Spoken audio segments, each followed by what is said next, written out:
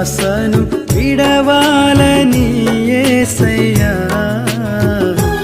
నీకై బ్రతకాలని ఆశయ్యా, నీ సేవలోనే నా తుది శ్వాసను విడవాలని యేసయ్యా, నీకై బ్రతకాలని ఆశయ్యా.